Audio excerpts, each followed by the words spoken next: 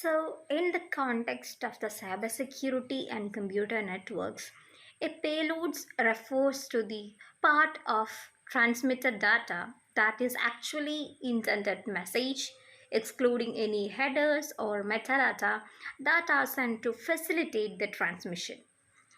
In the realm of cyber attacks, a payload is the component of a malicious software or exploit that performs the harmful action once delivered and executed.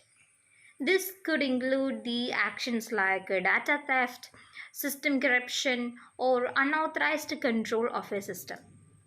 The payload is a critical element in the execution of various attacks such as virus, worms, and Trojan horses, and it making it a focal point for both attackers and defenders in the cybersecurity field.